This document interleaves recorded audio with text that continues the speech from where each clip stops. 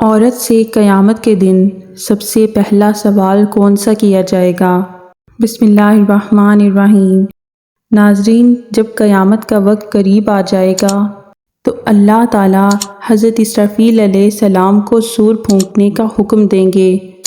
حضرت اسرافیل علیہ السلام سور پھونکیں گے اور آہستہ آہستہ دنیا تباہ و برباد ہونا شروع ہو جائے گی۔ روئے زمین پر بسنے والی ہر چیز فنا ہو جائے گی۔ اس کے بعد اللہ ارشاد فرمائے گا کہ کون ہے جس کی آج بادشاہی ہے، اور کہاں گئے دنیا کے جبار اور متکبر لوگ۔ دنیا کی اس تباہی کے بعد ایک لمبا عرصہ خاموشی اور سناٹے میں گزر جائے گا۔ اس لمبے عرصے کا علم صرف اللہ ہی کو ہے۔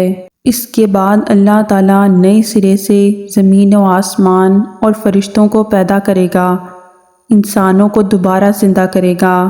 اس کے لیے آسمان سے بارش نازل فرمائے گا، جس کے نتیجے میں ہر انسان کی ریڑھ کی ہڈی سے پورا انسانی ڈھانچہ تیار ہو جائے گا۔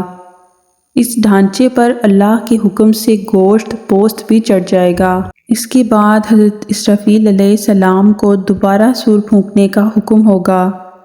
اس وقت تمام انسان ننگے پاؤں، ننگے بدن اور بے ختنہ اٹھ کھڑے ہوں گے، جس طرح ماں کے پیٹ سے پیدا ہوئے تھے۔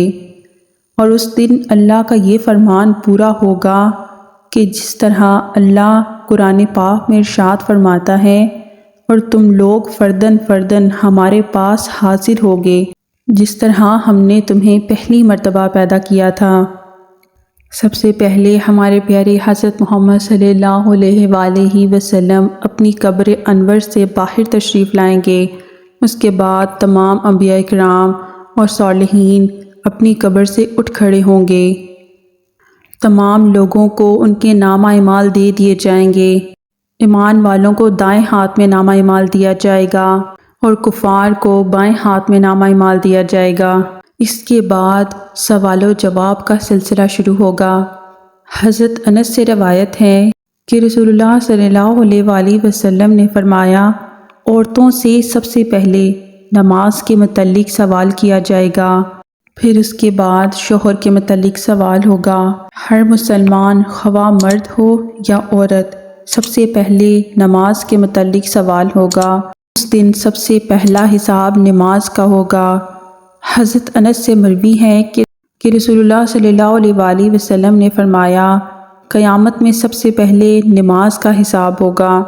اگر یہ صحیح نکلا تو دوسرے اعمال بھی صحیح نکلیں گے، اگر اس میں گڑبڑ ہوئی تو دوسرے اعمال میں بھی گڑبڑ ہوگی۔